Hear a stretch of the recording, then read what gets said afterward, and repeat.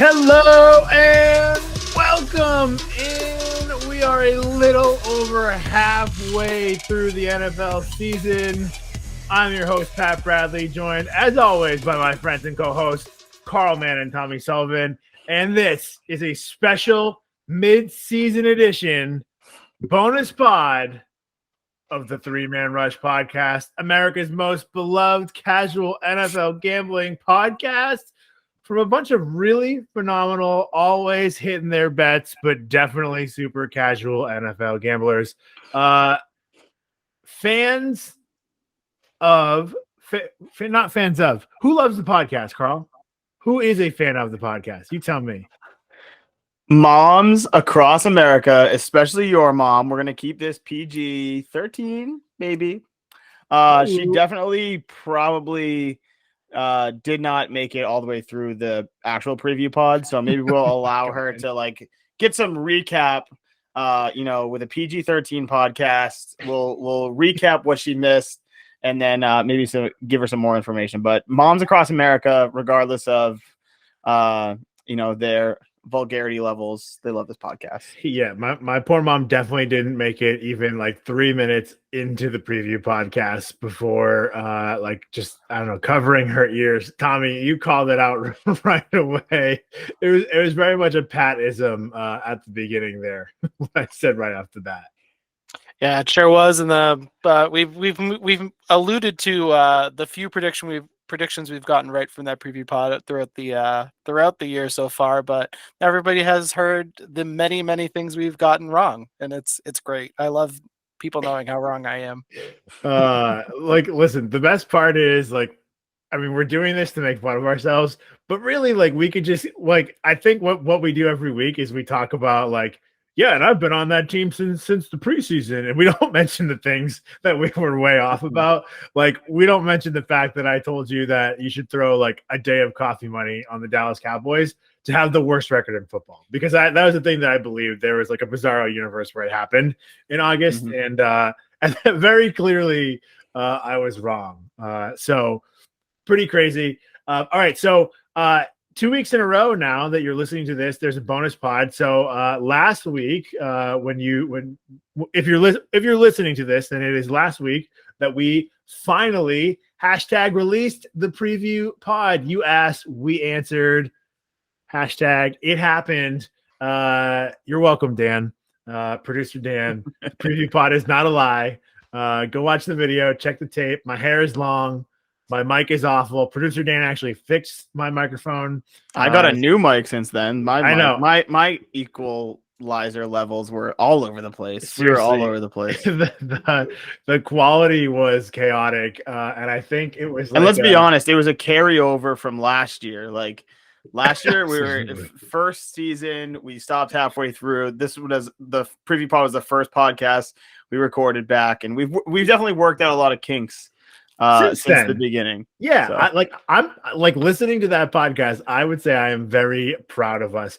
And honestly, the preview pod, the quality, I think the content was on point. It was a little chaotic. I was a little crazy. A lot of unnecessary sexual references, which can be par for the course for this podcast sometimes. You said Nick Chubb was going to get traded, right? That was a part of it. No, I'm just kidding. I don't Bradley Chubb. I did not bring up Bradley Chubb. It's just your favorite thing to bring up. All the Chubbs. Your poor wife. Does she understand? I don't think she does. But that's the thing. She's your wife now. So we talked about that on. So literally, that was the only prediction that came right. Was that I was getting married? Exactly. Yeah, you did not get left at the altar. So good job by you. Really happy for you. So honestly, the best part about the preview pod not coming out is that Tommy dropped a joke and I followed up on it, which was straight out of our best man speech about Kayla, the Steelers fan, getting a ring sooner than the Pittsburgh Steelers, which True. slayed in our speech at your wedding. People 10 out of loved 10. that. That was we got a big laugh out of that one. So great that nobody heard it because it didn't spoil our speech. Not that anybody listens anyway, but the moms at the wedding would have been like, The moms would have known. that's recycled material. Yeah. So This is old hat for us. yeah. So we were 5 days away from your wedding. We hadn't done a podcast in 10 months. We abruptly stopped podcasting in the middle of last season. At this point, we did a preview pod a second half preview last season, and then we never did a podcast again. Which is why in that episode, I also in the preview episode, I said, we're coming at you for the next 24 straight weeks. But we can't promise that we'll be here next week. And the irony is that we weren't. We did not. No, we were. Show up. The worst part is we okay. recorded both of those podcasts and they never came out. We literally, we did. We recorded a preview pod week 1. Did we record week 2 or did we just skip it? No, I think we skipped it because I was in my honeymoon. On your honeymoon, and it was my birthday. Yeah, exactly. And then we finally got our shit together for week 3, and we've gone every week since then. So this is actually the 10th podcast I think that we've released, I believe. So good job by us making up for some lost ground there. I've been talking for way too long. I didn't even start my timer, so apologies to everybody at home. I don't know how long we're going here. I'm going to do it now and try to keep us on track. But let's be honest, this podcast is known to go off the rails and pretty long. So we'll see. We'll see if we can rate it in at all. But really, a lot of fun. We apologize for the technical difficulties on the preview pod. I don't even remember where I was going with this. The point was, when you're listening to this, last week you got a bonus episode. This week you get a bonus episode. So really all we're here to do right now is, number 1, make fun of ourselves for the dumb things that we said. Number 2, pat ourselves on the back for the smart things that we said. And number 3, we're going to just lay some predictions because that's what we do on this podcast. So we're going to tell you what we think is going to happen for the rest of the season. Carl Stradamus basically has every game mapped out. We're not going to give you every game today. That's what we play the game for, right? That's why we come back every week and we pod. But Carl knows how the playoffs are going to go. Carl Stradamus. So we'll see how much he peels back that curtain for you guys in this podcast. That's a teaser. You're going to have to stick around and find out. Or not, actually, because I think, why don't we just dive right in? Yes. Why don't we just get to the Super Bowl? I'm already messing up our agenda because we were going to start with the MVP, but it's just more fun because everybody wants to know who's going to win the Super Bowl. It's only, as we're recording this, week 9 of the season.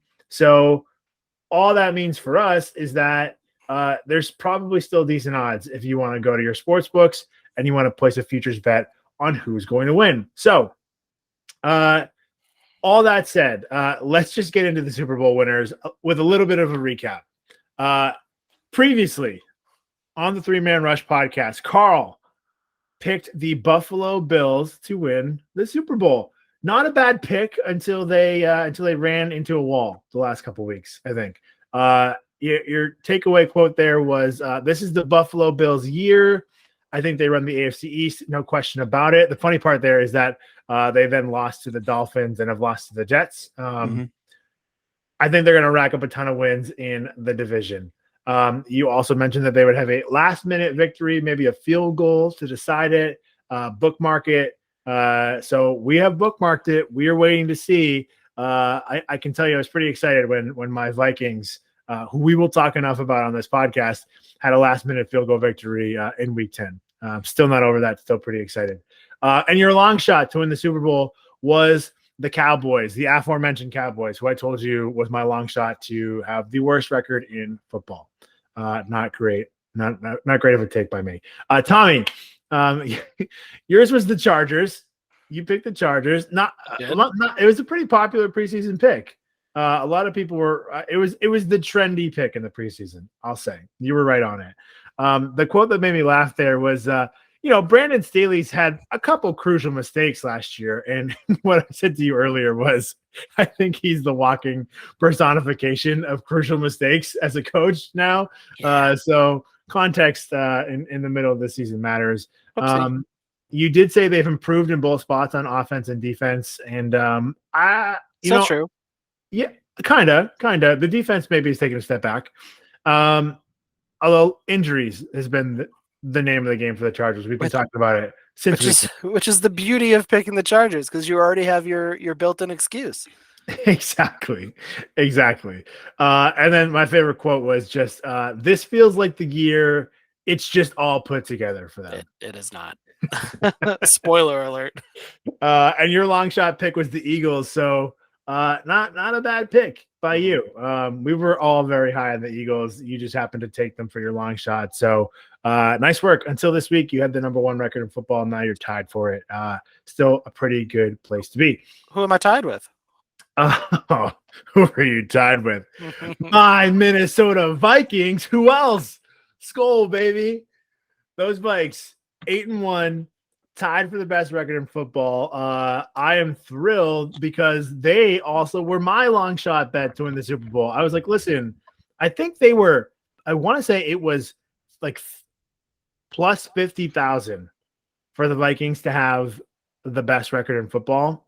It was that or to win the Super Bowl. I'm not really sure. Either way, if you had taken that, did I take it? Maybe not. When I tease it like that, it means I didn't. You'd be sitting pretty if you had done that. I was on Pat Mahomes and the Kansas City Chiefs. I mentioned I was not worried about their defense. I thought it was addition by subtraction by losing Tyrann Mathieu, which Tommy, you did not agree with. I said I'm in on the Chiefs. I'm all in.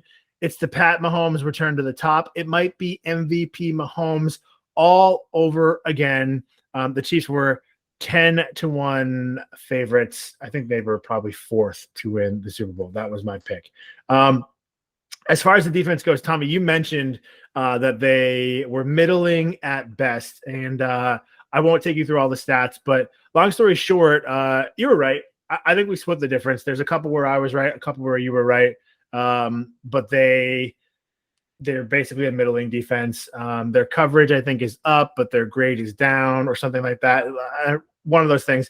Long story short, they are middling. Tyrann Mathieu actually has taken a step forward this year. I think he was the 17th ranked safety per Pro Football Focus grades this season, and he was lower than that last year, something like that. So he's actually gotten better outside of the Chiefs system in New Orleans with the Saints, who you actually liked to make the playoffs. We'll talk about that one later. But the big quote here for me was Carl, who was completely just out on the Chiefs. He was taking the Chargers number 1 in the AFC West, said he thinks the Broncos are the number 2 team in that division. The quote is, I think it bumps Kansas City out of a playoff spot. They might sneak in with the 7 seed, beating the Raiders for that last wild card spot. So you also thought the Raiders would be in contention. Spoiler alert, so did I. I think 3 teams come out of that division, and the Chiefs are not in the top 2. That is what you said. And I just told you Pat Mahomes had to get hurt for them to not make the playoffs. And lo and behold, here we are. Here we stand heading into week 11 as we record this. And my Kansas City Chiefs, where are they, Carl, in the standings? Do you know their record by chance? The Kansas City Chiefs in real life? Yes. Not on my projecting where they're going to end in the standings. In real life, I'll just tell you because they're 7-2. They're the number 1 seed in the AFC. Yeah, that's unfortunate. For you, it is. But for me, are we sure that they're not on the brink of missing the playoffs like I thought?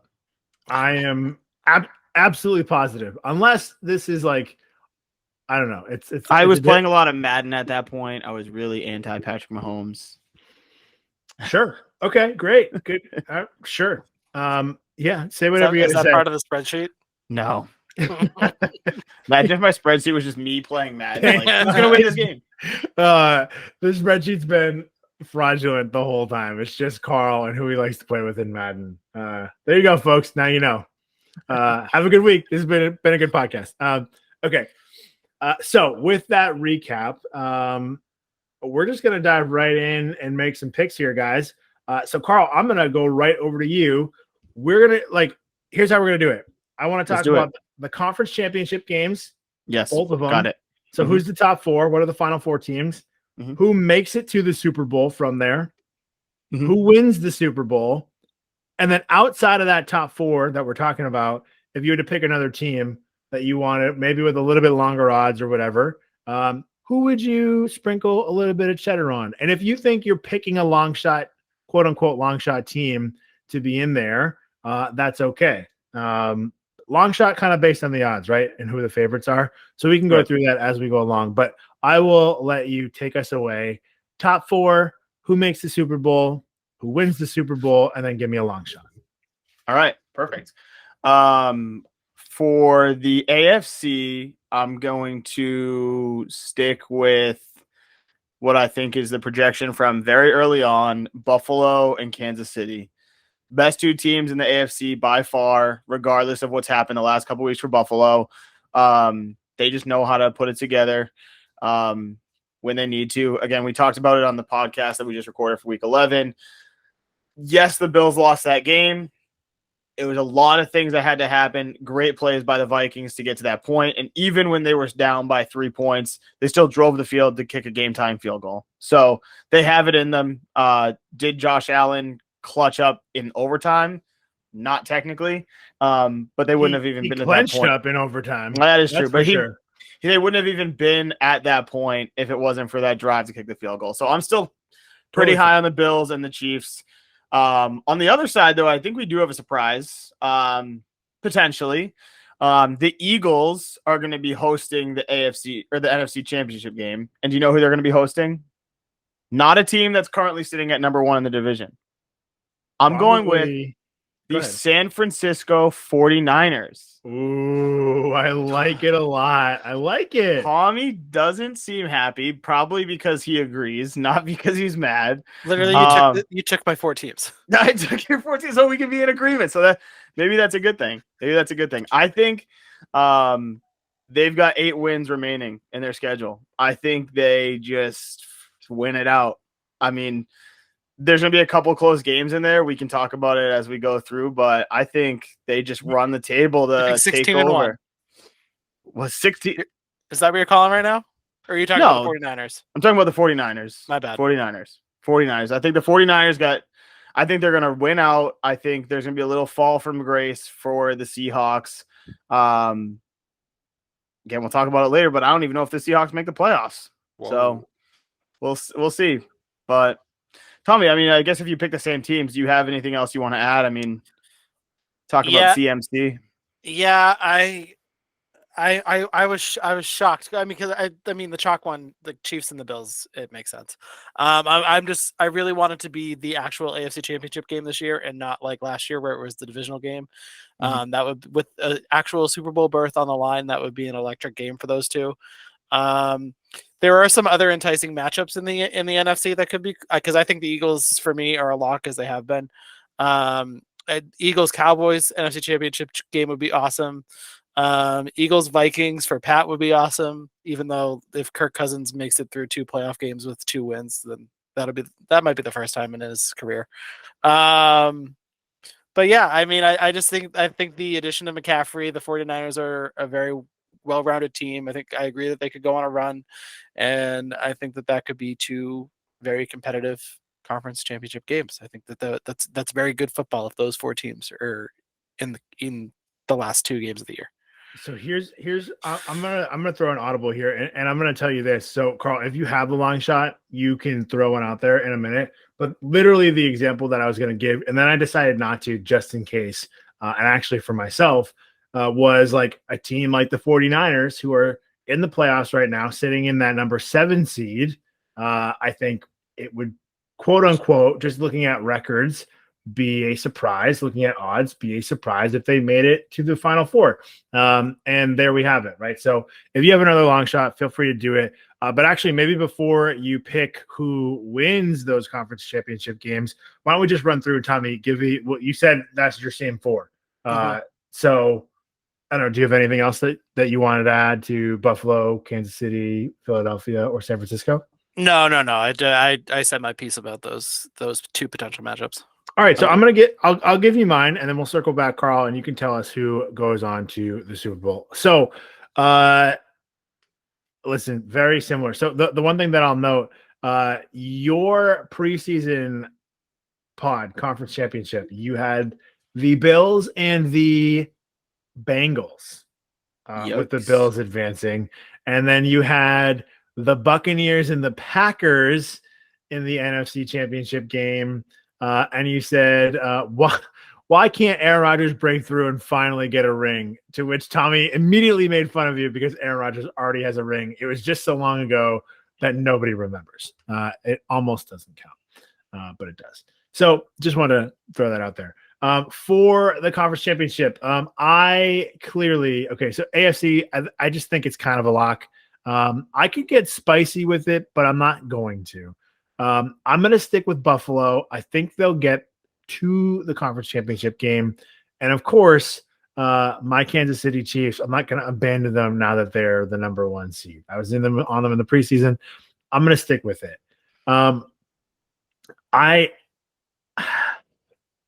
NFC gets hard because I think I believe in that Eagles defense, but I think I believe in the Vikings too.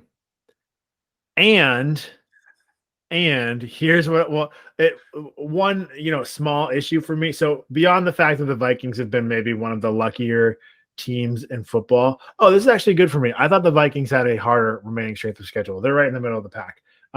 The Cowboys do have a very difficult remaining strength of schedule, 6th hardest remaining. So that's not bad.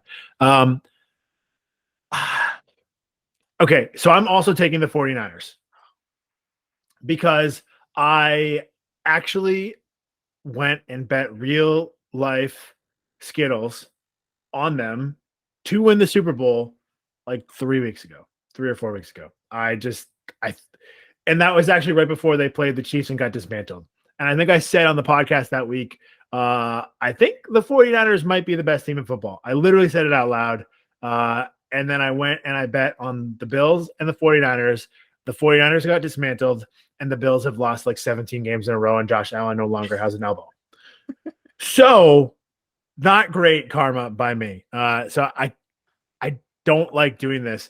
But for the pot, Tommy, do you want? You can interrupt me if you want to. Yeah, you could just say that Josh Allen having problems with his UCL is causing you to see L's. Yo, clip that. That is good. All right, nice, good work. Fair enough. Yeah. So AFC, we're sticking with the Bills and the Chiefs. NFC, the 49ers are going to be there. And this should come as no surprise. Carl's still dying at that stupid ass dad joke. I'm taking the Minnesota Vikings. How could I not at this point? I've been on my bandbox since the preseason. Tommy and I had a Dak Prescott versus Kirk Cousins argument, which I revisited with the stats today. We'll see if we have time for it. I'm sorry, Philadelphia, but also fuck Philly. I hate Philly. I hate everything about Philly. I hate every Philly sports team. I'm still mad about the Patriots loss. And I still need to see Jalen Hurts be a real quarterback when it matters. That was the big thing that I had all throughout the preseason pod and early in the year was I kept saying he's a great fantasy quarterback. He needs to be a great real life quarterback. And in the playoffs, like we see this with Lamar Jackson every year, the running quarterbacks, okay, that's great. That's fun. It certainly helps you in spots. But when it comes down to nut crunching time, you got to be able to throw the ball. And they have a great offensive line. They have a good run game. They improve their receivers. Everything is in place for Jalen Hurts to make that happen. Did I say the wrong quarterback before? No, okay. I was going to clarify something you said when you're done. Yeah, I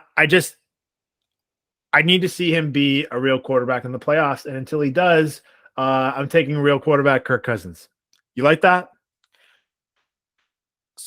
I think that it's time that people stop calling Jalen Hurts a running quarterback because he only uses his legs now in the red zone. He's like more kind of like Tom Brady, where he's just like diving in. He has less than 40 rushing yards in a majority of the games this year. Okay, fair enough. I agree about seeing it in the playoffs, but he's starting to shed that. Like people just need to realize that he's become a passer this year. He definitely has. This is probably controversial. I think he's probably leapfrogged Lamar Jackson in terms of like just overall quarterback for me. Like I would probably take Jalen Hurts over Lamar Jackson right now because I just don't like Lamar, and I've already decided that he's not a guy that you're going to win a Super Bowl with. And Jalen Hurts, I think the jury's still out at the very least, and he's made a leap. So that's fair. But again, for me, it's the Bills, it's the Chiefs, it's the 49ers, and it's the Vikings. So we are almost unanimously agreed upon all four. The only difference is I hopped off the Eagles train with you guys. And I still think the Eagles genuinely could go like 16-1. They could be the best team since the Patriots to lose their first game or something. I don't know. Or lose early, right? Before the Super Bowl. I don't know. But maybe I'll eat crow. They're a lot of fun to watch. I enjoy watching the Eagles, but sorry, Philly. I'm out. So Carl, who's making it to the Super Bowl? For the Super Bowl, I have the Eagles playing the Chiefs. I think the Eagles will take care of business against the 49ers because it's going to be in Philly. You got a West Coast team coming to East Coast. You have weather could be a factor. It should be a close game, should be a good game. Both teams have been there kind of recently. So I'm okay with, whoever comes out, but I'm going to take the Eagles. And then again, Bills Chiefs. I mean, I feel like we've already talked about those four teams, but I mean, that would be a great conference championship weekend. I think the Chiefs come out of that again. Home field advantage plays a huge factor in the playoffs. No matter what happens, if it goes to overtime, both teams are going to get the ball, whether one team scores a touchdown or not. That's just new overtime rules. So won't have to hear any Bills fans complaining about that. But it will be interesting to see how it plays out if we get to this point in the playoffs. This is not preview pod related, but now that we're talking about playoffs, if a team goes down and scores a touchdown, are they going to kick the extra point or are they going to go for two? Because if they score first, the other team still gets the ball. Even if you score a touchdown in the playoffs, this season is the first season where you automatically get a second possession for the other team. And before it was just in the playoffs, right? Just in the playoffs. So right now, first touchdown wins during the regular season. If they kick a field goal, then obviously there's the rebuttal possession. But in the playoffs this season, if a team scores a touchdown, the other team still gets a chance to go down and try and score a touchdown to match it. So will teams kick the extra point to go up 7? Will they go for 2 to make it so when the team comes down and scores, they have to then make 2? It'll be interesting to see because obviously, I mean, we talk about teams using analytics all the time. There's no analytics on something that hasn't happened yet. So it'll just be kind of like rolling the dice. I guess there might be some analytics that come into play, but I wouldn't be surprised if, again, the Chiefs score a first in overtime, if that does happen in the scenario that I'm making up in my head, that they go for 2. Because at that point, you're basically saying, hey, we're going to try and get this 2 because we want to win this game. You have to come down, score, and then make that second touchdown. Because even if you stop them from scoring that touchdown, that missed 2-point conversion doesn't matter. They still have to go score a touchdown regardless. You know what I mean? It does make it easier for them to win on an extra point, but now the extra point's, again, still 35 yards. And anything could happen on that also. So, I mean, I'm thinking that I wouldn't be surprised. Here's my prediction. My bold prediction: the first team to score a touchdown on the first possession goes for 2 points in the upcoming playoffs. That's my prediction. Will it happen before conference championship weekend? I think it will. We're gonna have like a bad team do it and plant the seed for all the other ones. I think, like the Titans maybe. Oh, it'll be the 49ers because Kyle Shanahan likes to do wacky zany things. Well, if Robbie Gould keeps missing PATs and not covering for me, can we blame him? Mike Vrabel might not even have a kicker. Also true. He could just get hurt randomly before the game. Eagles, Chiefs, who's winning that game?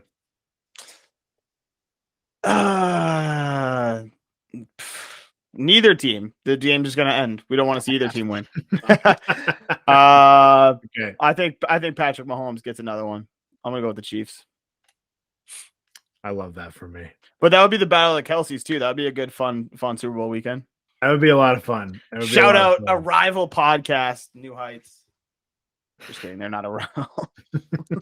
Only in our dreams. Do you have a long shot? If it's not one of those Final Four, or are one of are you considering San Francisco your long shot? Yeah, I consider San Francisco being there a long shot just because, I mean, they're in the playoffs picture right now, but they're not at the top of their division, and that's where I have them finishing. Um, Vikings, I see in there. I mean, I have a long shot to make the playoffs. I just don't want to talk about that right now. We can talk about that in a little bit because I have a team that's nowhere near the playoffs right now making the playoffs. I don't have them going far in the playoffs, but a team that's not currently in the playoff picture making the playoffs. So we'll save that for later. We'll circle back then. Fair enough. Tommy, who goes to the Super Bowl from the conference championship games, and then who wins? So this is where we differ because I also have the Eagles, but I have the Bills getting revenge on the Chiefs from last year, and I have them making it to the Super Bowl. And talk about what a fun week that would be! Imagine those two fan bases getting 2 weeks to prepare and get all lubed up on alcohol. The Philly fans and the crashing through table Buffalo Bills. That would be a chaotic Super Bowl week, and I would be here for it. That is when our country officially burns to the ground. Yes. That week. Yes. Yeah. And I cannot wait for it. I think it'll be a good matchup. I think those are the two best teams in the league. I do have the Eagles winning. I'm going to just ride with them at this point. I mean, when you call them as your long shot in the beginning and everything, they start to follow what you said. You got to ride with it. So yeah, I have the Eagles beating the Bills in the Super Bowl. For a long shot, considering you just destroyed him, I had the Ravens as my long shot. I think that they could make a run. I think that things could start to gel. They got oh my gosh, who did they trade for? Why am I forgetting? The linebacker. Yeah. From the Bears, Roquan Smith. Yeah, so they have Roquan. The defense could continue to gel more. Their running backs are getting a little healthier, and if they just they could be like a new age Patriots. That they have Lamar, they have Gus Edwards, they have Kenyon Drake. You have the two tight ends and Isaiah Likely and Mark Andrews once they're healthy. And Close to Carolina's own. To run that offense and then have the defense. And that's how you win in the playoffs is good defense, solid running. So I think that there's a chance that they could. So that's why they're my long shot. Okay, fair enough. It's a long shot for a reason. I won't contest. Good. All right, I like it. So for me, if I've said it once, I've said it a million times. I'm actually mad at myself for betting on the Bills because it just broke my cardinal rule. And it's like until this Bills team does it, I just don't really believe in them. Josh Allen just sometimes looks like the guy that drove down in 13 seconds and almost beat the Chiefs last year, came back and tied the Vikings so that they could go to overtime. Sometimes he looks like the guy that lost both of those games, which I think is until he starts winning them, he's just the guy that wins those big games. So, loses those big games.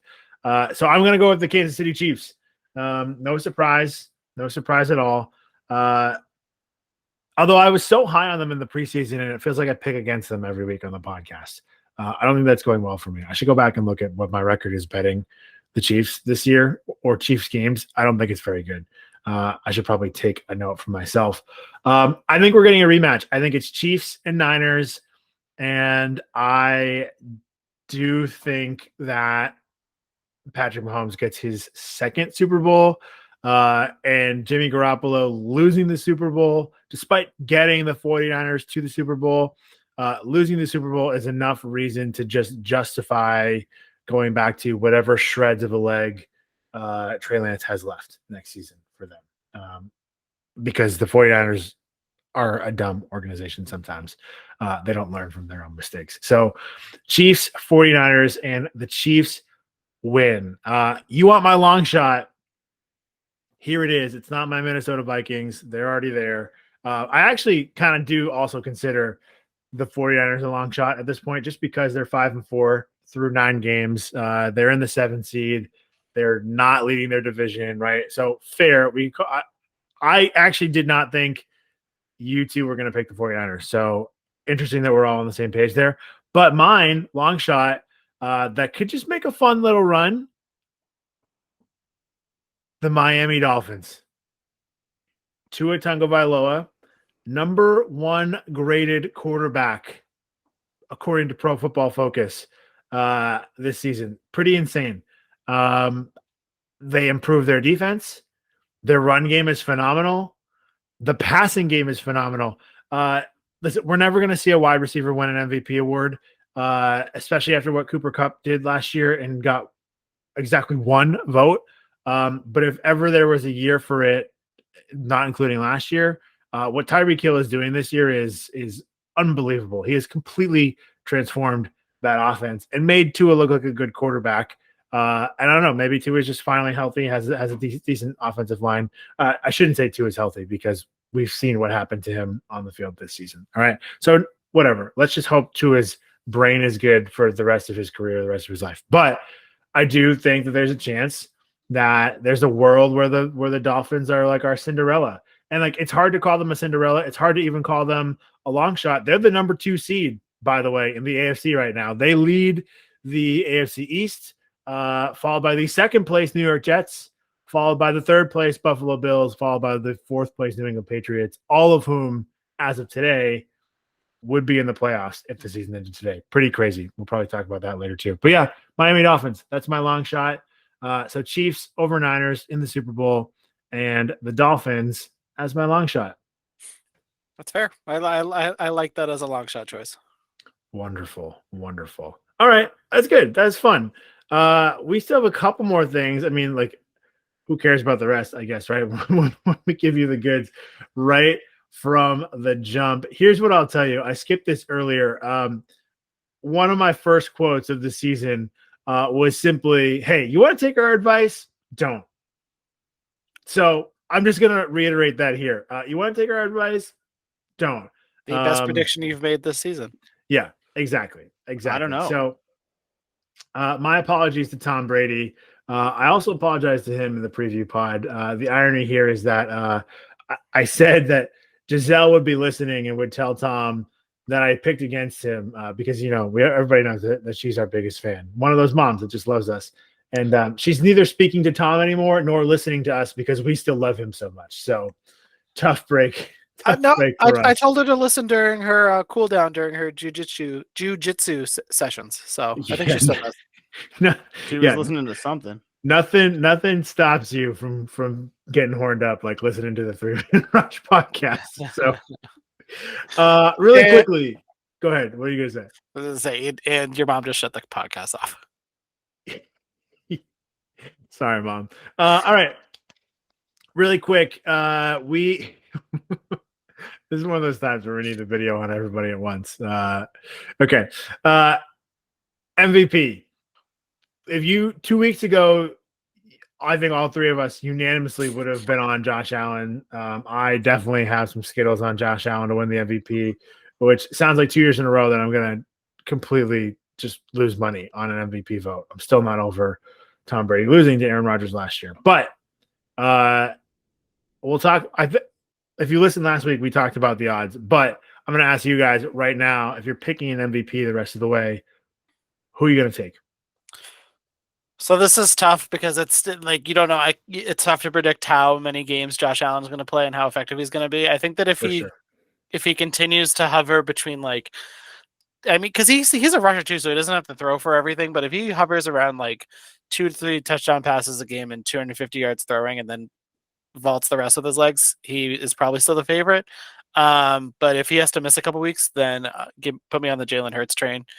Like I said, the usual fallback is the quarterback on the best team, and they are the best team in my opinion this year. So, Jalen Hurts. If Josh Allen stays healthy, it's him. If not, Jalen Hurts is where my money's at. Just trying to pull up some quick statistics to make sure I can make my point. Josh Allen is the third, number 3 in passing yards right now. But he's only got 20 touchdowns to 10 interceptions. Not a good ratio for someone trying to win MVP. If you look at Patrick Mahomes, who's at the top of the list for yards thrown, he's got 25 TDs and only 7 interceptions. Here's what I will say. Here's my long shot. Pat, you're going to love this. I know exactly what you're saying. Tom Brady. Tom Brady. I'm so mad. Go on. You just stole it. Go. Second in passing yards right now, about 130 behind Patrick Mahomes. Only 12 touchdowns. So he's going to have a lot of multiple touchdown games to finish the season. We also know how recency bias can come into play when voting for the MVP. So if he finishes off the next 8 weeks of the season or however many games he has left with 3 touchdown passes per game, he's only got 2 interceptions thrown on the season. I don't know if that's the league low, but for looking at the top 10, it's by far the lowest. Geno Smith is number 5 in yards, and he's got 4 touchdown passes. So I think Brady's a sneaky thing here. I think the Bucs are going to go on to win their last handful of games, a handful of their last 8 games. And I already said that I don't think the Seahawks are going to do that. So with Geno Smith not performing well and Brady performing above and beyond to get the Bucs into the playoffs on a high note, he's a Plus big name 10,000. already. Plus 10,000. As a Patriots fan, it's easy for me to make that case. We've just seen him go on runs like that. We know that he can do it, right? I'm Do all we want about to it. just really quick, like, run through the games that he has left? I have it pulled up right here. They're Yeah. on a bye this week, correct? If I'm not mistaken. Yeah, Yes, because yep. they came back from Germany. They've got Cleveland. They've got New Orleans. We know how bad that Win. team is. Win-win. San Francisco is going to be a tough game, but it's in Loss. San Francisco. It might be a loss, but it's in San Francisco. Maybe he gets hyped up. He's going to be playing in front of friends, family, his future team. Where he's going to be playing next season. 'Cause Yep, he's not exactly. Cincinnati, Arizona, Carolina, and Atlanta. I mean, those are teams that he could put up some serious stat lines against. Even in the 49ers game, if they're losing, if it's going to be a long game, if it's going to be back and forth, and he's got to carry it and throw for 4 or 5 touchdown passes just to keep it even close. I mean, I don't know. We could see a Brady MVP run here. I love it so much. I'm a little mad that you beat me to it. Plus 10,000. If you're ever going to just throw some money that you don't care about losing on a long shot bet, $100 on Brady plus 10,000, Why $1,000, not? $1 million, whatever you bet out there, 100 Skittles. Now's the time to do it. I think let this bye week go past too. If he's not putting up stats this week, the odds probably get better next week. That was my case for Tua. Yeah. So speaking of Tua, just really quickly, he has like vaulted up the MVP rankings and is now second. He is plus 350 to win MVP, second place. We saw Josh Allen get as low as about plus 125, which is where the current MVP favorite Patrick Mahomes sits, plus 125. So I am rolling with Mahomes. I think if they lock up the 1 seed, if they lose fewer than 4 games or fewer than 5, if they sit at 13-4 or better, Mahomes leads the league in passing, definitely in contention for touchdowns, keeps his interceptions in check, right? I think he's just the path has been paved because Josh Allen has just sort of fallen off the last couple of weeks, and we don't know what's going to happen with that injury. I think this is a wide open MVP battle. Interesting that the Eagles have the best record in football, but Jalen Hurts is not favored. We could talk about what he needs to do, but it's throw more touchdown passes on top of keep winning. They're winning a lot with defense, and I mean, listen, he's been fantastic all around, but I think he just needs even gaudier numbers than he has, Jalen Hurts. Tommy, you have something to add to that? Speaking of best record and not being not even just a favorite, but somebody we haven't mentioned yet, where is Kirk Cousins on the honest question? Not even trying to make fun of. Yeah, that's you read my mind. That's where I was going next because my guy Kirk Cousins. Listen. You want to talk about some value, and this is the next one's where I'm actually going to give you value, and I'm gonna tell you why. Kirk Cousins plus 3,000. He is in 7th place, 7th best odds to win the MVP. Vikings are 8-1. He's putting up I don't know. Actually, I need to double check. His numbers are down from last year. So I don't know if that's a tremendous value. But I do think, listen, if he just pops off, if he's throwing 3 touchdowns a game and they go 15-2, look at Kirk Cousins. Pay attention to that. But the guy that I think could be the sleeper, maybe MVP candidate. And it's going to be tough. They don't have an easy schedule. It's Joe Burrow with the Cincinnati Bengals. He is in sixth right now. He's plus 2,500 to an MVP. The Bengals have been a roller coaster, right? So I don't know. I just think if they're going to make the playoffs, it's on his shoulders. We've seen that he can find ways to score the ball with that dynamic offense, even when Jamar Chase is out. So I kind of like Joe Burrow as a sneaky, longer shot bet to an MVP. But I'm rolling with Patrick Mahomes. And candidly, really like this plus 125, if they go out and they take care of business this week against the Chargers in week 11, which is, when we're recording this, it could be the last week that you could get him at plus odds. He might be the minus whatever 125 favorite to win MVP by this time next week. Okay. Let's move right along. A couple little highlights here. So we talked about the best record in the NFL. So shout out to Tommy, who had the Bills, who until 2 weeks ago was sitting pretty. Shout out to me. I said the Minnesota Vikings or the Eagles, who right now are tied for the best record in the NFL. So good job by me. And then there's Carl, who said everybody. He said everybody.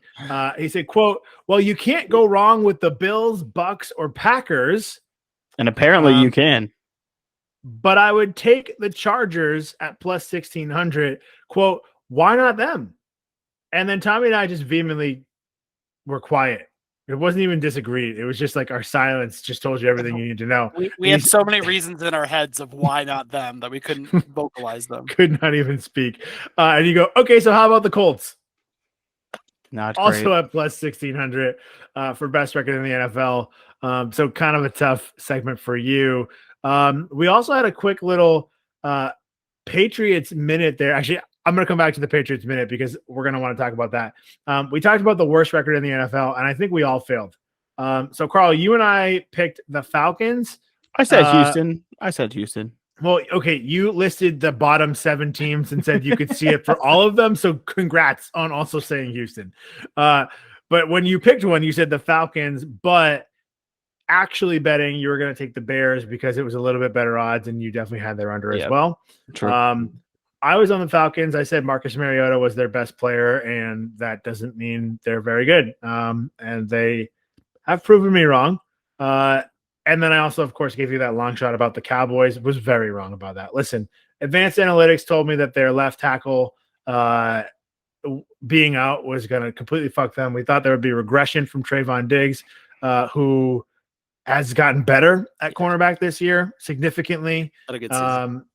Everything about the Cowboys is better this year. So I fucked up. I still had the wrongest take out of all of us. Yeah. The quote for you was the Seahawks. The old saying is when you have 2 quarterbacks, you actually have none. And the Seahawks have 2 quarterbacks that shouldn't be starters. Geno Smith, 8th in MVP rankings. Yeah, right now. yeah. Seahawks 6-4, lead the NFC West, 3rd in the playoff picture as of this moment. So tough for you, Tommy. Tough one. Called out Pete Carroll, who I think now we all see is actually still a good coach, and Russell Wilson might have been the problem the whole time. Just a tough take for you. Seahawks destroying you. And then you finally picked them in week 10, said you were finally gonna stop missing that bandwagon, and they lost. Yep. Classic me. Tough season for you. Okay. Because we're Patriots fans, we have to do this. We had a quick little Patriots minute in there as well.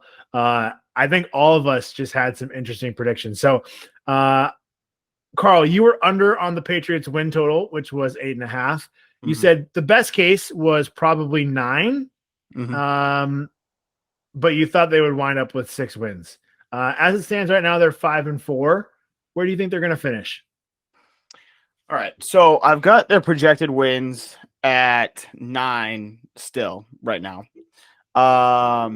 That being said, I think they have a couple of close wins, a couple close losses. I mean, that's That's the team right now. I mean, they can go out and show how well they can play against teams like the Lions and the Colts, and then they can throw up a 0 almost against the Bears. So you never really know what you're getting in this team. I think best case scenario, they finish with 6 more wins, 12 wins on the season. I think worst case, they win 1 more game, which again is a huge, huge variety in like what I'm looking at. So I don't know, somewhere 9.5, 10 wins wouldn't be out of the question. If they can get to double digits, I think that does put them in the playoffs. So doesn't bode well for me that they have my Minnesota Vikings and 2 games against the Buffalo Bills left on the schedule. Yeah, again, like we can, I'll go through a quick rundown. I do think they win against the Jets. When this podcast comes out, maybe I'll have to edit it if it's after that game. If they lose, we'll do that again. We'll do 2 takes. Minnesota, I think it's going to be a close game. It's in Minnesota, but it's primetime Kirk Cousins. So on Thanksgiving. That's right. Buffalo, probably a loss, but that's a home game, which is going to suck. So there's a chance they pull that out, but I'm not really hopeful about it. But then Arizona, Vegas, Cincinnati, I mean, those could go either way. Miami at home at the end of the season, that could be a win. So again, I'm looking at like they've got 6 wins right now. If they can squeeze out a Jets win, if they can squeeze out that win in Arizona, and if they can take care of business versus either Vegas, Cincinnati, or Miami, I mean, again, you're looking at 9 wins, possibly 10, which again puts you pretty close to being in that playoff picture. Well, the Patriots have the 4th most difficult remaining schedule rest of the way, so love that for us. For me, you keep saying 9 wins, which was your best case before the season, and really is a killer to me, because what I told you then, it still remains true now, was the dumb thing I did in July was go move the Patriots alternate win total from over 8.5 to over 9.5 to get better odds. I was very confident before training camp broke, and I also took them to make the playoffs, which, if the season ended today, wouldn't be a bad bet. But despite having taken the Patriots to win at least 10 games and make the playoffs, I finished and I told you, quote, I do think the Patriots could finish last in the division, which I eventually got a little bit of pushback from. We can't remember when. I think it was week 1 or 2 when you didn't hear us talk about it. But Tommy, you agree with me that they could finish last. And as it stands, despite being in the playoffs right now, Patriots are in 4th place in the AFC East. So pretty crazy. And then the funny piece is just, Tommy, your prediction. You said the offense would probably be good enough to score 25 to 28 points a game, but it was really about the defense keeping opposing teams under 30. And if that's not the just complete polar inverse of what happened. It's literally the first time that someone has underestimated the power of Matt Patricia in holding this offense back. And also, when I said the defense, no one foresaw Jack and Marcus Jones excelling the way that they have as rookies. Jack Jones, Marcus Jones, Jonathan Jones, the Jones boys. Mac Jones, Jerry Jones. Mac Jones stinks. The rest of them are good. Jones. Catherine Zeta-Jones. Tommy, where do you think the Patriots finish? I actually, you're gonna hate this because I think that they do end up at 9 wins. I think that they go 9-8. I agree. I think they're gonna go 9-8 and finish 8th in the AFC. So I'm going to miss the playoffs by a game and miss my bet by a game. And you know what? The best part would be, hope for you that you hit both bets. I hope for you. I hope for all of us that I hit both bets. That's a happier January for the 3 of us. I think the best part would be if they finish with the same record as the Jets, but since they have the head-to-head matchup, they tie for 3rd, where so you don't even get there. They could finish last in the division. Amazing as well. That would be the goal for me. That would be an all-time victory. I would take that. But yeah, because I have the Jets as a win this week. I have the Cardinals and Raiders games as wins, and then I have losses for both Bills matchups and the Vikings. I think that they're going to win one of the matchups against the Bengals and lose one against the Dolphins. Of those 2 games, like they're going to win one and lose one. Just don't know which one yet. Hopefully, it's not the Vegas effect that I was talking about on this podcast that we recorded for Week 11. If it holds true, I mean, they go from Vegas to what? Cincinnati is their next game. Yes. So they could lose that game just based on the Vegas effect. That's true. That's true. That's such a trap game too, because I think like that Vegas game is basically going to be a home game for them.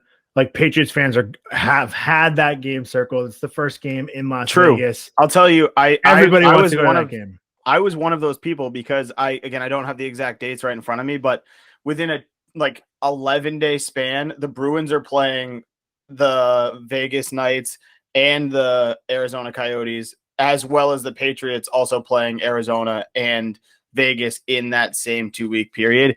And it's like a Monday night, Sunday night type game where it's like less than the exact like full week. So it's it would be a trip. Trust me, I looked at it. I just couldn't get the time off. There's a brief moment in time in like August, September where it was discussed. Like my in-laws, my brother-in-law and his wife, my wife and I, we were all like, fuck it, let's go to Vegas.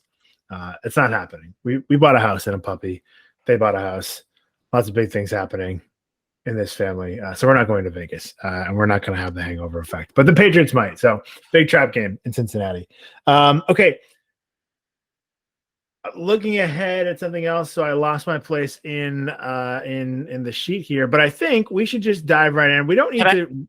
Can I have one more prediction just to close this loop on the Patriots? Yes. Yeah. You remember at the start of the year how everybody was complaining about the Broncos getting all the primetime games and the Broncos suck, so why are they on the primetime so much? Mm-hmm. The Patriots are going to be the second half version of that. Mm-hmm. How many primetime games? So we've got Thanksgiving against the Vikings. Sunday night, Monday night against the Raiders, and then they have a 1:00 New Year's Eve, Christmas Eve game, and then they play on New Year's Day. I mean, so those last two aren't primetime, but they have 3 in a row leading into the holidays. Jesus Christ! Yeah, everyone's gonna hate us. That's rough. Didn't that happen last year too? They had like 3 straight weeks or 4 out of 5 that they had like a Thursday, Monday, Sunday, something. I think that happened last year too. It was during the stretch with the Cowboys, I think, but I forget the other teams around it. But yeah, okay. I just wanted to note that. That's my prediction. Yeah, I'm losing all my bets. That's how it's going for me this year. Okay, let's quickly. We don't need to run through every division winner, but I think so. I'm going to run through who the playoff teams were. Actually, if you guys have it up, I don't know if you guys have the outline up or if that's just me as the host. So you tell me. Do you want me to run through it, or do you want to run through who your playoff teams were? I can run through mine when we get to me. Who mine were? Yeah. Tell us who you had. Let's talk about where we missed, what we overlooked. Oh, there's a lot. Do you want? Should I set the stage? Yeah, set the stage. Right. Okay, so if the playoffs began today, which again we're recording this just before Week 11 starts, so November 16th, we're recording this podcast. In the AFC, the Chiefs are the number 1 seed. The Dolphins are the number 2 seed, first in the AFC East. The Titans lead the AFC South. They're in 3rd. And the Baltimore Ravens lead the AFC North. They're in 4th. We were saying Ravens, Bengals, it's a flip-flop. There's some other quote in there that was really good. We like AFC North, I think we nailed the most. So good job by us. Number 5 in the AFC, the New York Jets at 6-3. Tied, but they lose the tiebreaker because they lost to the Jets. It's the Buffalo Bills. I think that's the biggest shocker, right? Them being a 6 seed. And then maybe equally surprising, our New England Patriots sitting in 7th at 5-4. Right on the bubble there, also 5-4 are the LA Chargers and the Cincinnati Bengals in that order of standings. The team that Carl thought could have the best record in football, the Colts, are 10th at 4-5-1. A team that Carl liked in the playoff pictures, liked them all year, the Broncos, they're down there in 12th, 3-6. And then one other, I couldn't believe that the Raiders were plus 4,000 to win their division. Carl mentioned that the Raiders might be better than the Chiefs in their division. Carl, you and I were a little bit higher on the Raiders than we should be. They're 2-7. We just really overlooked the McDaniels effect. They have literally the 2nd worst record in football. So that's the AFC. Can't fire him. I forgot the other conference. Really great job for me as a host. So really quickly, the NFC. We know the Eagles and the Vikings are tied at the top. Eagles apparently number 1. I don't really know what the tiebreaker is. I don't know. probably divisional record or something like that. I have no idea. So Eagles 1, Vikings 2. They're both 8-1, lead their respective divisions. Leading the NFC West is the 6-4 Seattle Seahawks. They're the 3 seed in the NFC. And then in the probably worst division in football, the 5-5 Tampa Bay Buccaneers lead the NFC South. They are the 4 seed. And then we have the 7-2 New York Football Giants, who have the hardest remaining schedule the rest of the season. The 6-3 Dallas Cowboys in 6th, and the final wild card spot, who we all have in the NFC Championship game, the San Francisco 49ers at 5-4. On the bubble there, well, quickly, the Redskins in 8. I'm sorry, the Commanders, the Washington Commanders. Forgot about that. Whoops, sorry. Do you have to dolphin that one? I don't know.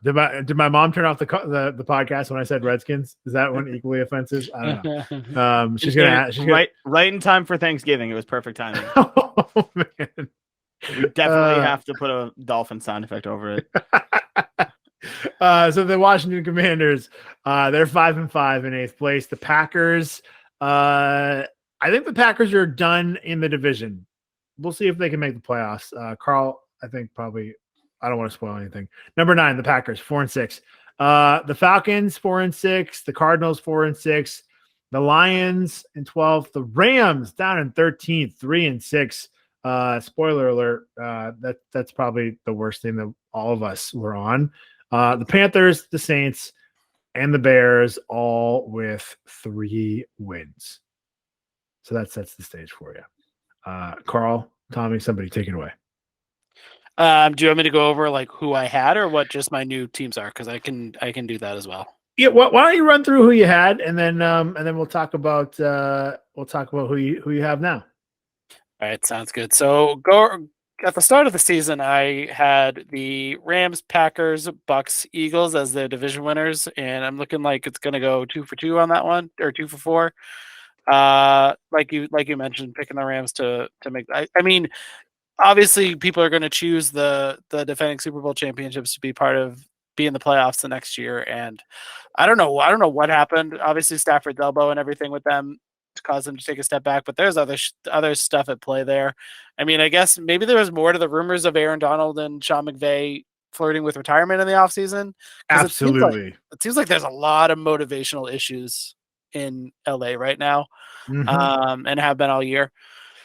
As my wild card teams, I had the Cowboys and 49ers, which is looking good. And then for some reason, I don't know why. I don't know if I blacked out or anything, but I chose the Saints when the Vikings were right there because I still think they're a good team.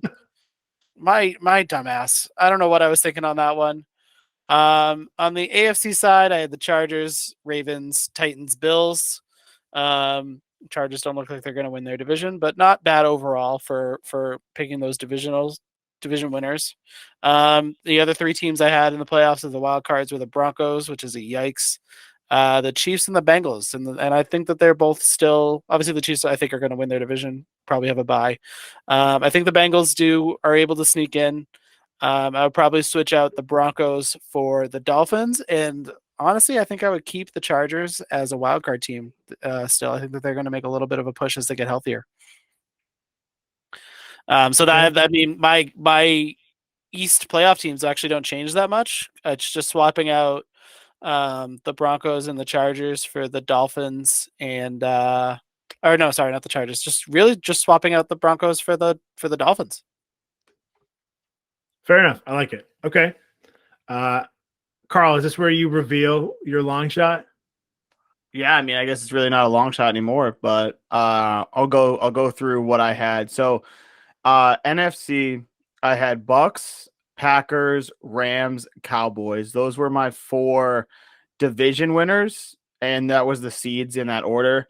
Then I had Eagles, Niners, and Cardinals making it with a bad record. Don't remember what that record was.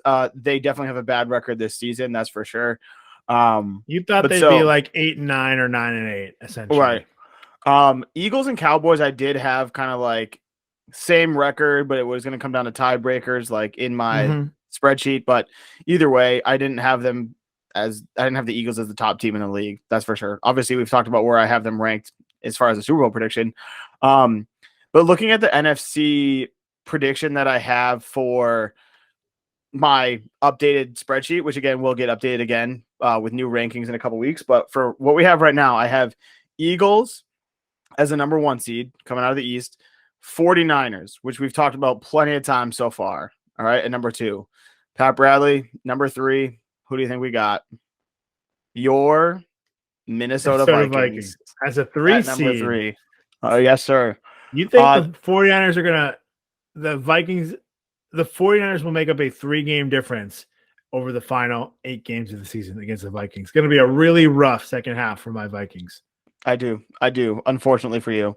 I mean, I do think they finish around the same like win total. So again, tiebreakers, maybe just one win versus another, not against each other specifically, but like, you know, a game here or there could decide that spot. And then I've got the Buccaneers coming out of the South, which is, I feel like, easy. Wildcard teams.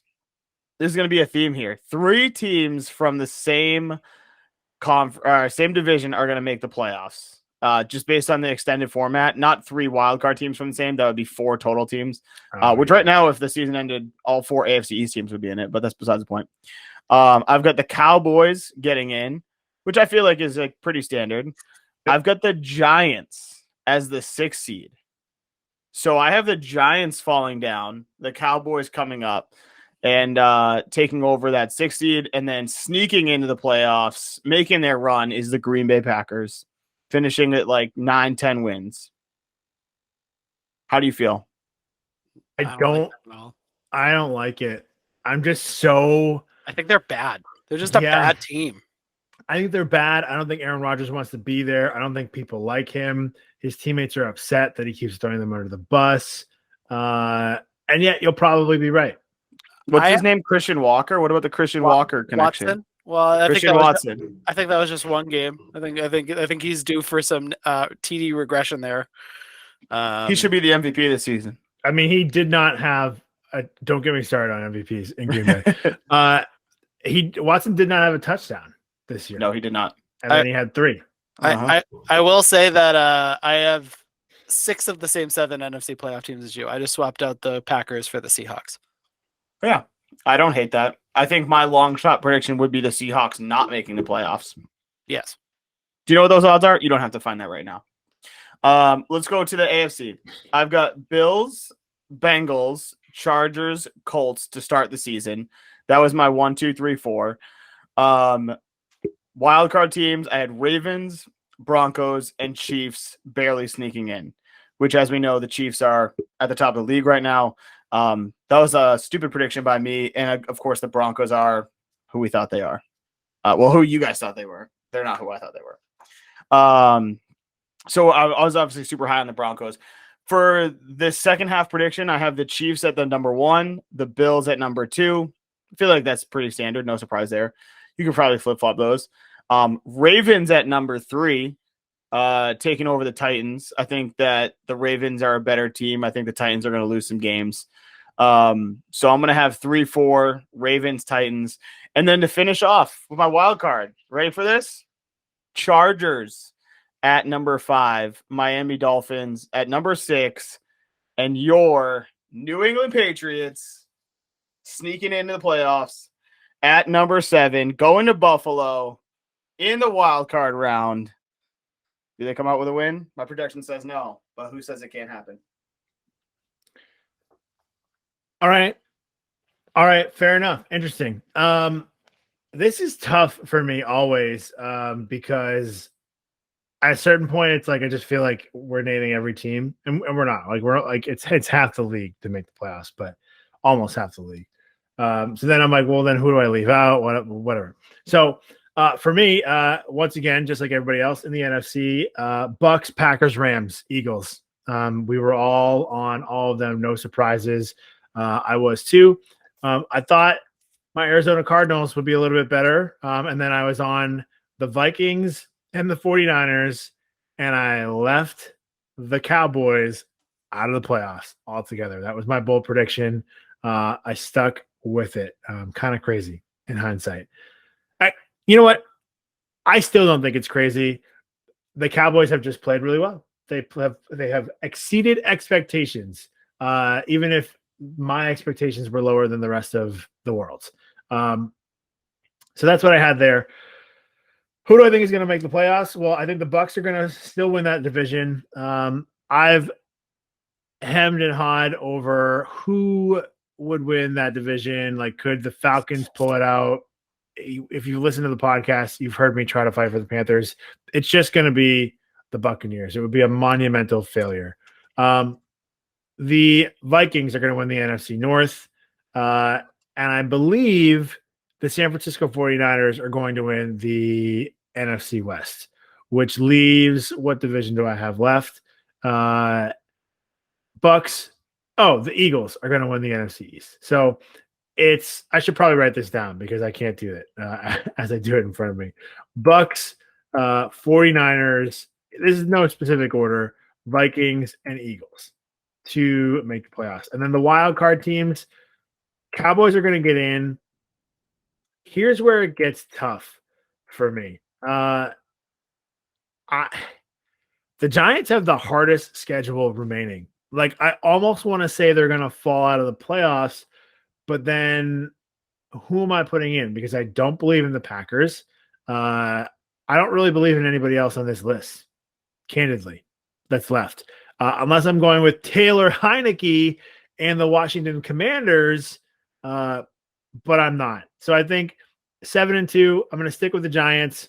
It's literally what the playoff picture is today. The Seahawks are going to fall out of that divisional lead, but I do think the Seahawks will hold on and make the playoffs. So again, we are looking at the Eagles, the Vikings, the 49ers, the Bucks, the Cowboys, the Giants, and the Seahawks to make the playoffs. Apologies, not really, to Aaron Rodgers. True apologies to my Arizona Cardinals. Over in the AFC, I should tell you who I had. So I had the Chiefs, the Bills, the Chargers, and the Bengals. Those are my divisional winners. And then, I'm sorry, who did I leave out? The Chargers, the Bengals. I didn't have an AFC South. Okay, I also gave you the Colts and the Titans. I didn't know what the toss-up was going to be.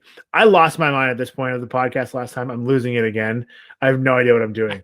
I think I flat out gave you guys like 8 teams and thought I had one more, and you're like, nope. So you gave us 8 teams and none from the South. Yeah, exactly. exactly. Because like, fuck the AFC South. Can we just let's just put it, I don't know, out in an ocean somewhere, get rid of it. They're terrible. Chiefs are going to win the West. The Bills are going to win the East. Believe it. Do I think that? I don't really know. The Dolphins are going to win the AFC East. That's not going to bode well for me for what I'm going to tell you in a minute. Chiefs, Dolphins. The Chargers are in the same division, so they're not winning the division. I'm going to take the Bengals to win the North. And of course, I'm going to roll with the Titans to win the South. So Chiefs, Dolphins, Bengals, Colts.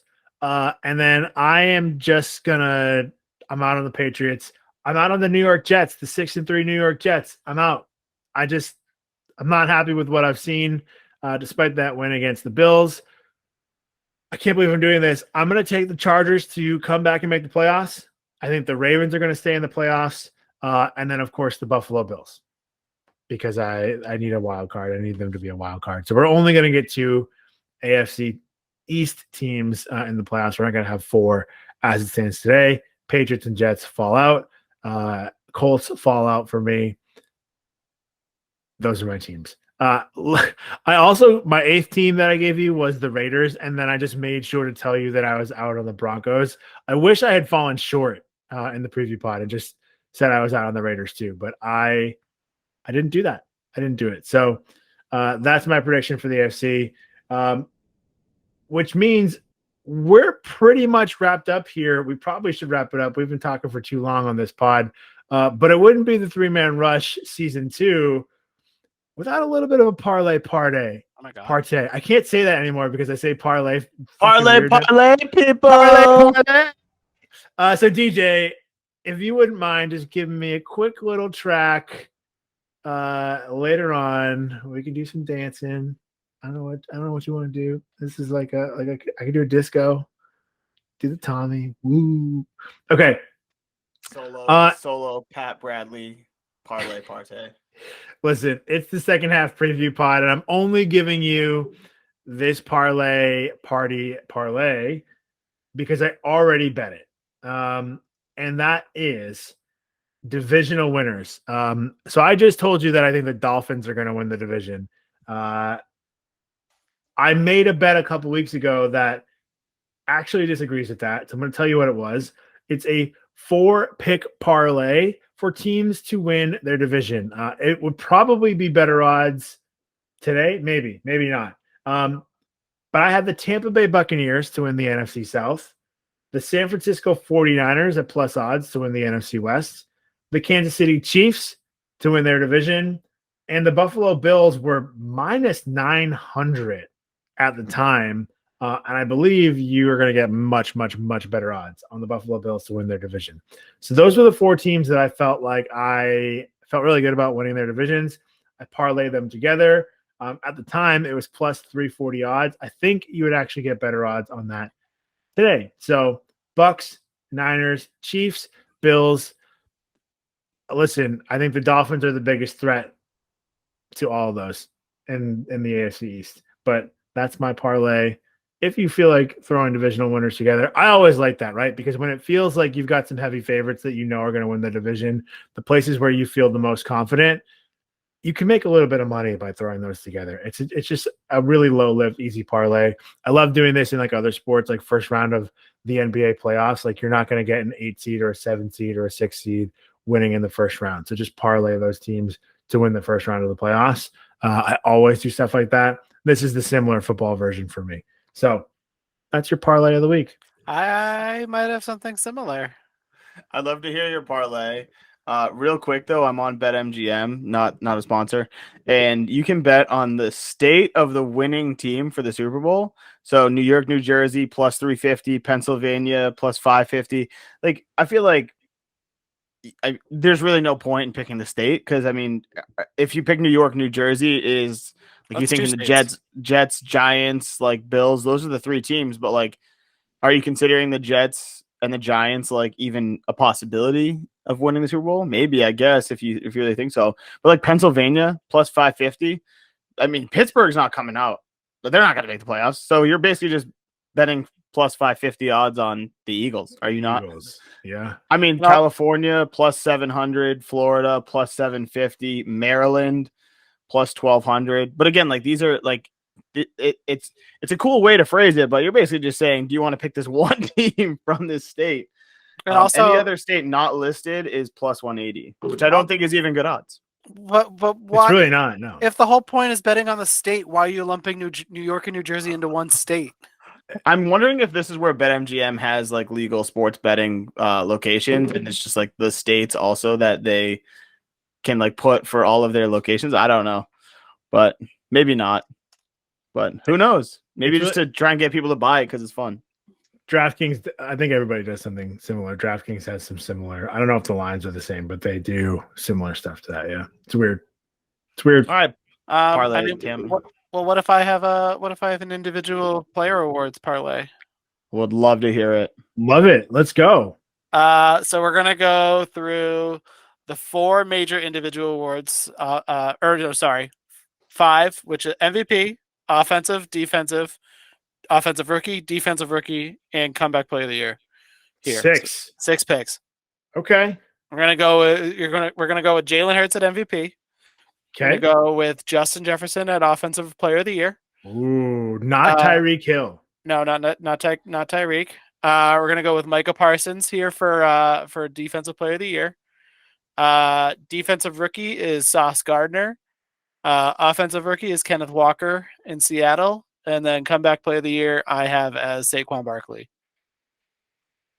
You probably get good odds if you put them all together. I didn't. They're all like top 3 in their respective categories, but I don't know what the chances are of all of them sweeping those picks. So I think there would be good odds. I have to look because not every book actually lets you parlay the awards. Some of them, I think, some of them do. Mike, I'm gonna try it live. We can maybe edit this out later. I So I'm not going to try it live. But yeah, listen, like Jalen Hurts alone is plus 500 to win MVP. And Justin Jefferson is plus 250 to win Offensive Player of the Year. So right off the bat, DraftKings, our lovely friend at DraftKings, does not allow you to parlay it, but that does not mean that another book won't. The point is, you're going to get good odds. Micah Parsons minus 250 to win off Defensive Player of the Year. And crazy Sauce Gardner. Oh, I was like, where's Sauce Gardner? Because his name is Ahmad. He's the favorite, Ahmad Gardner. Do we have an Offensive Rookie of the Year? Offensive Rookie of the Year not listed on DraftKings right now. Not Very really sure odd. why. Yeah, we're now I'm just looking at these things live, so we can edit that out. But again, Saquon minus 115, Sauce Gardner's minus 170, Micah's minus 250, Jefferson's plus 250, Hurts is plus 500. You'd get some pretty good odds on that for sure. So, all Keep right, that in mind for the party. love that, love it. I'll try to All right. remember for when the awards come out, but we'll see. All right, well, fellas, do you have anything else you want to add here before we? wrap There up our is second half preview? our second, besides the Dak Kirk debate, we did have a faux debate Oh my God. about Taylor Swift and the Eagles connection, and I thought of a better comparison than the one that I had because Is this a Reputation-esque album? It's a First of all- reputation-esque argument. first of all, I don't think it is. So the people who were saying that it was going to be Reputation-esque, I think we're wrong, but I don't have enough Taylor Swift knowledge to say yes. That's or no. so funny to me because I actually do think it is reputation-esque, but I know that you hate Reputation, and Yes. it's actually my favorite Taylor Swift album. But the comparison that I can make that is more accurate is the last time she went on tour was the Reputation tour, which the Eagles won the Super Bowl, and she's going on another tour Oh. now. Oh, that's Okay. crazy. All right. Super Bowl. Fair enough. When I listened back to the preview pod and I heard that argument, it was 1,000% because I wasn't listening to what you're saying because I was doing research on the fly because that's how prepared we are on this podcast. A week before Carl's wedding, not even. So, yeah. But if you want to no, you're fine. If you want to retouch on the because you made a face on when I mentioned Kirk Cousins, Dak Prescott. Okay, here's what I'll give you really quickly on that. So I gave you like blind stats, player A, player B. Kirk was a little better. Dak had the advantage in total QBR versus passer rating, which we don't need to do it live.